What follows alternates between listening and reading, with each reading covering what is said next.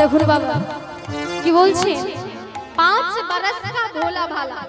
একটা বাচ্চা ছেলে যখন 5 বছর বয়স থাকে তার হয়ে তার কি কথা বলে গো? তার ঠাকুমা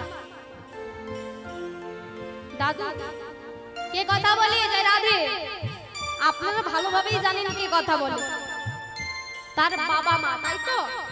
যদি বলি তোমার ছেলের গলায় একটু তুলসীর মালা দাও, একটু হরি কথা বলো, একটু কৃষ্ণ কথা বলো, তার হয়ে তার বাবা মা কি বলবে?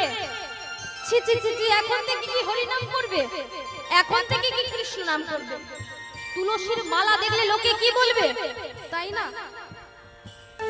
এখন আমার ছেলে কত বড় বড় হার গলায় ঝুলিয়ে নিয়ে ঘুরবে, সোনার হার পরবে, রূপোর হার পরবে, এখন থেকে কি তুলসীর মালা পরবে? লোকে দেখলে খারাপ বলবে না? তা সময় হোক, সবই হবে। ছেলে আমার এখন লেখাপড়া করবে, বন্ধু বান্ধবের সাথে খেলাধুলো করবে, এখন হবে না, একটু সময় চাই। তাই কি বলছেন দেখুন, 5 বরস কা ভোলা ভালা, 5 বরস কা ভোলা ভালা, अब तो 20 भयो, अब तो 20 भयो।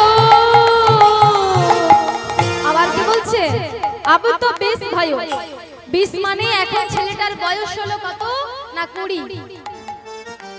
এবারে যদি বলি তোমার ছেলের গলায় একটু তুলসীর মালা দাও, একটু হরি কথা বলাও, একটু কৃষ্ণ কথা বলাও, কি বলবে? না না, এখন হবে না। ছেলে আমার কলেজে যাবে, বন্ধু বান্ধবের সাথে রাস্তাঘাটে আড্ডা দেবে, প্রেম করবে, এখন হবে না, একটু সময় চাই, তাই না মা? মাগো, এখনকার দিনের ছেলেমেয়েরা কিন্তু তুলসীর মালা পরবে না, শুধু গলায় তুলসীর মালা পরতে লজ্জা পায় মা। কিন্তু মাগো, এই তুলসীর মালার যে গুণ যারা পড়েছে তারাই জানে বাবা। ধরুন যাদের গলায় তুলসীর মালা নেই তাদের মুখটা কেমন লাগে, তারপর যখন তুলসীর মালাটা পরে নেবে গলায় তার থেকেও কিন্তু সুন্দর লাগবে বাবা, মুখটা আরো মিষ্টি দেখতে লাগে। তাহলে তুলসীর মালা পরতে হবে। যাদের গলায় নেই বাবা তাদেরকে বলে যাচ্ছি পরে দেখবেন একবার। তাহলে মাগো, এখনকার দিনের ছেলেমেয়েরা শুধু তুলসীর মালা পরবে না, গলায় শুধু বড় বড় হার নিয়ে ঘুরবে বাবা, তাই না? আমি হারও পরতে না বলছি না, পরুক, তবে তুলসীর মালাটাও যেন থাকে গলায়। তাহলে আমার পদকর্তা বলছে, मगर पचीसी माया कारी, मगर पचीस माया कारी, देश विदेश गयो और तूने कब हुना कृष्ण कब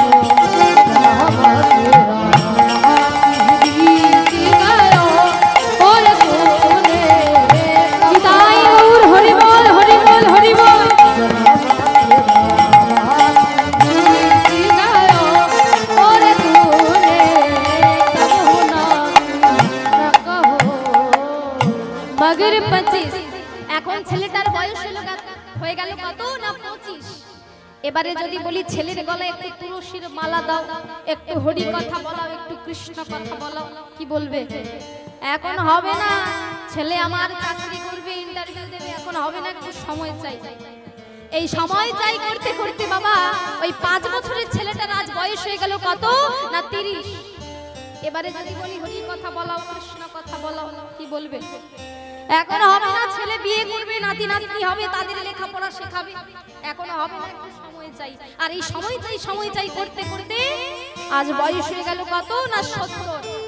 আর চেষ্টা করলে হবে গো মা, হবে না, সামনের দাঁতগুলো পড়ে গেছে, হরি নাম বলতে গেলেই তো বাতাস বেরিয়ে যাবে বাবা, হবে? আর হবে কি? হবে না। হাঁটুতে ব্যথা, কাঁধে ব্যথা, চলতে পারে না বাবা, চোখে দেখতে পায় না ঠিকঠাক, কানে শুনতে পায় না, তাহলে সময় থাকতে হরি ভজন করতে হবে। একটা বাচ্চা ছেলে মা তুলসীর মালা পরছে না, তার বাবা যদি ছোট থেকে তার গলায় পরায়, বাচ্চাটার কিন্তু অভ্যেস হয়ে যাবে বাবা।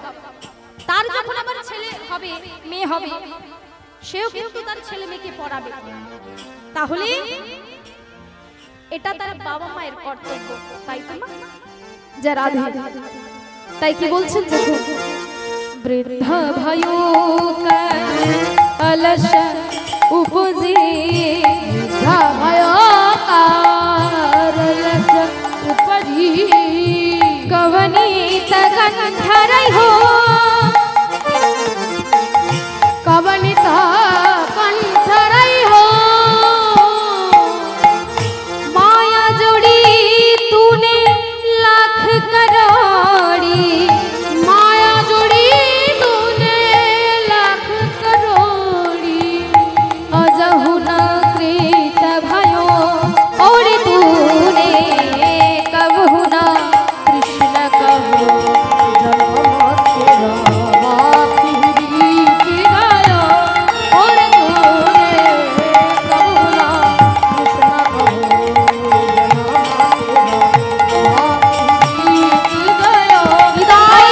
हरि बोल हरि बोल हरि बोल, कब हुना कृष्ण कहो।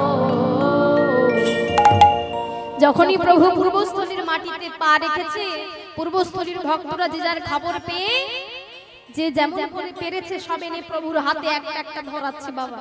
প্রভু একটা একটা গোবিন্দের হাতে ধরাচ্ছে, ও গোবিন্দ বলি এই যে ধরো। গোবিন্দ ঘোষ একটা একটা হাতে নিচ্ছে আর মনে মনে চিন্তা করছে ব্যাপারটা কি। এই কিছুক্ষণ আগে চিন্তা করছিলাম এত ভক্তির সেবার আয়োজন করব কি করে, আর এখন এত সেবার বস্তু হয়েছে যে ভক্তরা যদি এখানে বসে 10 দিন সেবা করে তবুও শেষ হবে না। তাহলে ভগবান তার নিজের সেবার জোগাড় তিনি নিজেই করে নেন, সব গৌর গোবিন্দের কৃপা। এমন কথা চিন্তা করে মা প্রভুকে সেবা দিলেন, ভক্তদের সেবা দিলেন। কিছুক্ষণ পরে প্রভু আমার গোবিন্দ ঘোষের কাছে গিয়ে হাতটি পেতেছে। গোবিন্দ বলি দাও, কি দেব প্রভু? কি দেব মানে যেটা সেবার পরে দিতে হয়। কি দিতে হয় দয়াময় জানো না বুঝি? মুখশুদ্ধি, মুখশুদ্ধি। আচ্ছা প্রভু, এত ভক্ত এসেছে, এত কিছু এনেছে, কেউ তো মুখশুদ্ধি আনেননি। ঠিক আছে বলো তোমার কি মুখশুদ্ধি চাই? প্রভু বলছে একটা হরিত কি হলেই চলবে। ঠিক আছে দয়াময়, আমি এক্ষুনি গেলাম আর এক্ষুনি এলাম। ছুটতে ছুটতে চলেছে, গিয়ে এক মাকে যেই বলেছে যে আমাদের প্রভু সেবা করবে, একটা মুখশুদ্ধি দেন, সেই মা একটা গোটা হরিতকি এনে গোবিন্দ ঘোষের হাতে দিয়েছে বাবা। গোবিন্দ আমার এই মুখশুদ্ধিটা নিয়ে ছুটতে ছুটতে আসছে। কিছু দূর আসার পর মনে মনে চিন্তা করছে, আচ্ছা বলি প্রভু তো আজকে মুখশুদ্ধি চেয়েছে, আবার যখন প্রভুর সেবা হবে আবার চাইবে, তাই কাজ করি এই মুখশুদ্ধিটাকে আমি অর্ধেকটা ভেঙে আঁচলে বেঁধে রাখবো। তাই অর্ধেকটাকে কি করেছে বাবা? ভেঙে আঁচলের মধ্যে বেঁধে রেখেছে। আর অর্ধেকটা নিয়ে ছুটতে ছুটতে এসে বলছে, ও প্রভু বলি এই যে ধরো। প্রভুর হাতে দিয়েছে। অন্তর্যামী ভগবান সবই বুঝতে পারলেন বাবা, তবুও কিছু বললেন না। ঠিক আছে গোবিন্দ বলি চলো আবার আমরা বেরিয়ে পড়ি তীর্থ ভ্রমণে। আজকে তীর্থ ভ্রমণ করতে করতে কোথায় এলো না অগ্রদ্বীপের মাটিতে। যেই অগ্রদ্বীপে এসেছে বাবা, অগ্রদ্বীপের ভক্তরা খবর পেয়েছে আমাদের গ্রামে আমাদের প্রভু এসেছে। যে যেমন পেরেছে সব নিয়ে ছুটতে ছুটতে এসে প্রভুর হাতে দিচ্ছে। প্রভু একটা একটা করে গোবিন্দের হাতে ধরাচ্ছে। কারণ গোবিন্দ ঘোষ যে কাল চিন্তায় ছিল, আজ সে চিন্তাই নেই বাবা। তার কাছে তো মুখশুদ্ধি আছে, আর সে জানে যে ভগবান তার নিজের সেবার জোগাড় তিনি নিজেই করে নেন। প্রভুকে সেবা দিলেন, ভক্তদের সেবা দিলেন। কিছুক্ষণ পরে প্রভু গিয়ে গোবিন্দ ঘোষের কাছে হাতটি পেতেছে। ও গোবিন্দ বলি দাও। প্রভু তুমি কি চাইছো আমি বুঝতে পেরেছি। কি চাইছি? তুমি মুখ মুখশুদ্ধি চাইছো, তাই তো? হ্যাঁ, তা বলি যখন চাইছি, তুমি যখন বুঝতে পেরেছো, বলি দাঁড়িয়ে তাড়াতাড়ি দাও। প্রভু, কাল যে সময় লেগেছিল, আজ সে সময় লাগবে না, এক্ষুনি দিচ্ছি প্রভু। এমন কথা বলে মাগো আঁচলটা থেকে মুখশুদ্ধিটা বের করেছি। ও প্রভু, বলি এই যে ধরো। প্রভুর হাতে যেই ধর দিয়েছে, প্রভু আমার মুখশুদ্ধিটা হাতে নিয়ে বলছে, ও গোবিন্দ, বলি কাল তোমার মুখশুদ্ধি দিতে প্রায় 1.5 ঘন্টা সময় লেগেছিল, আজকে তুমি এত তাড়াতাড়ি দিয়ে দিলে, বলি ব্যাপারটা কি? প্রভু, সবই বুদ্ধির খেলা। বুদ্ধি? কেমন বুদ্ধি? হ্যাঁ প্রভু, সবই এই বুদ্ধির খেলা। তা কেমন বুদ্ধি একটু শুনি গোবিন্দ। তুমি শুনতে চাও দয়াময় আমার এই বুদ্ধি? তবে শোনো বলি, তুমি যখন আমার কাছে মুখশুদ্ধি চেয়েছিলে, এক মাকে গিয়ে বলেছিলাম আমাদের প্রভু সেবা করবে, একটা হরিতকি দেন। সেই মা একটা গোটা হরিতকি দিয়েছিল। তাই এই গোটা হরিতকিটাকে অর্ধেকটা ভেঙে আঁচলে বেঁধে রেখেছিলাম, আজকে তোমায় দেবো বলে দিয়েছি। আর অর্ধেকটা তোমায় দিয়েছিলাম, কাল তুমি সেবা করে নিয়েছো। বাহ বাহ, গোবিন্দ তোমার তো বিশাল বুদ্ধি। কেন প্রভু, আমার কি কিছু ভুল হয়েছে? না না, তোমার কেন ভুল হতে যাবে? ভুল তো হয়েছে আমার, যে তোমাকে আমার সঙ্গী করা। কেন প্রভু, তুমি এমন ভাবে বলছো কেন?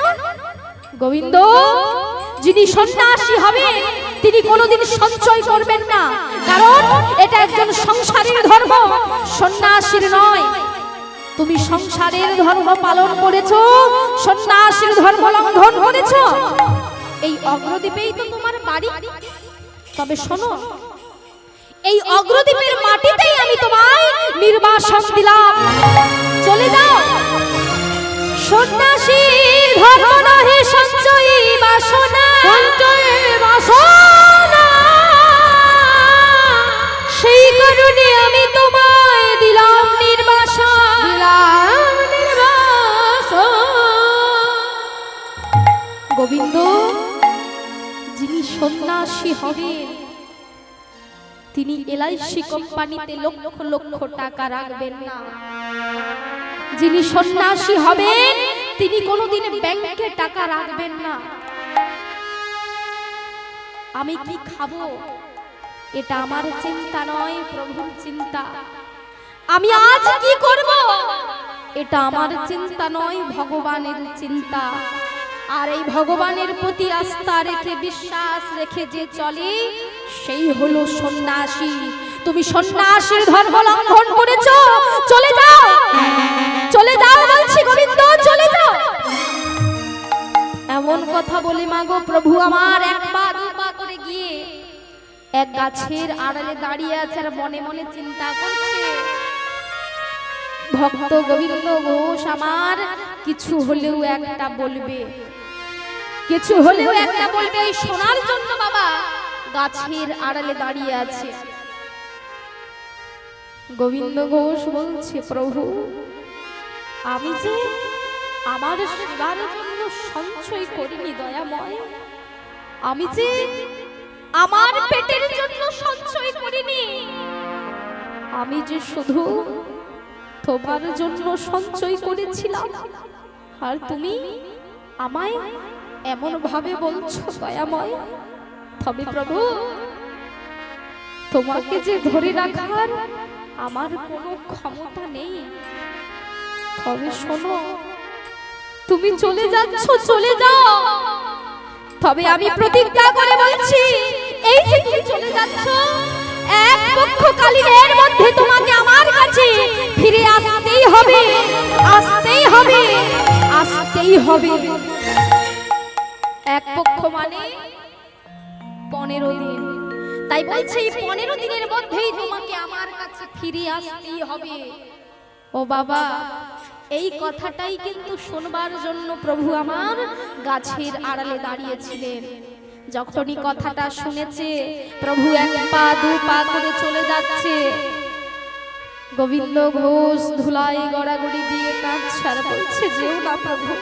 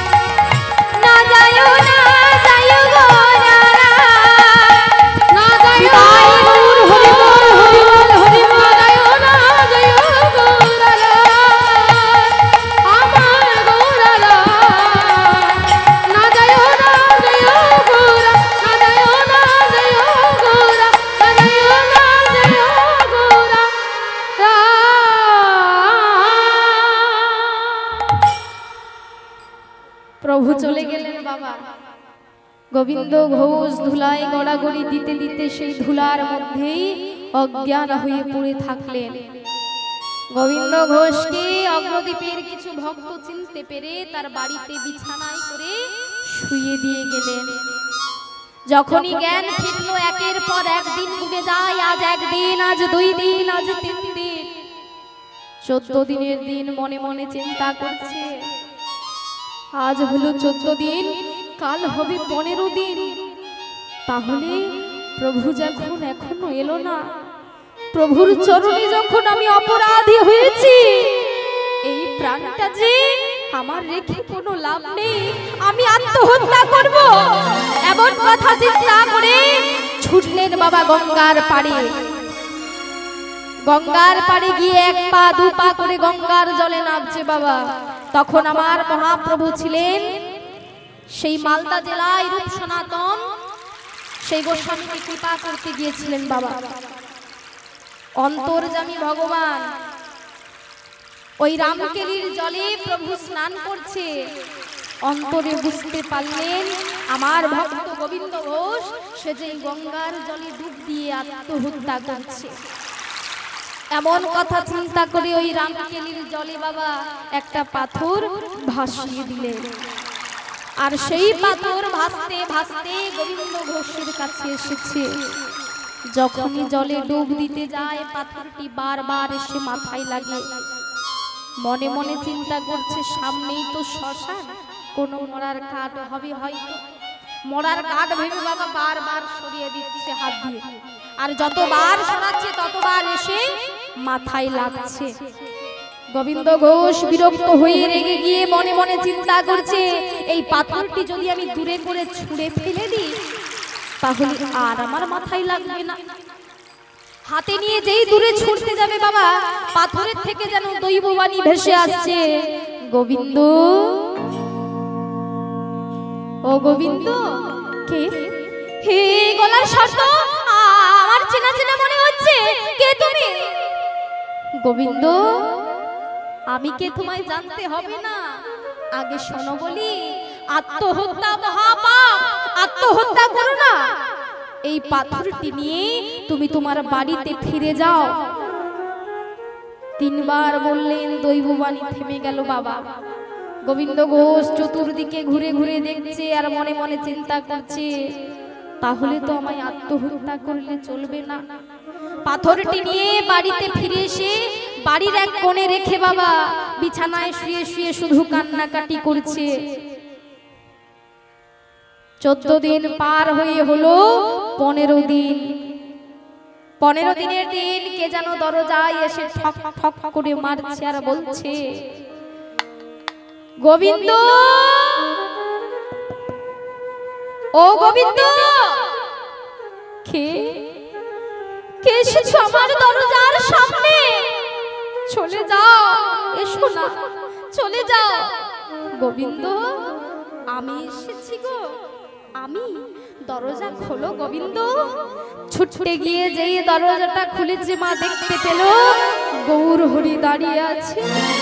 প্রভু, তুমি এসেছো দয়াময়, ভক্তের ডাকে তুমি সাড়া দিয়েছো প্রভু, এসো ভেতরে এসো।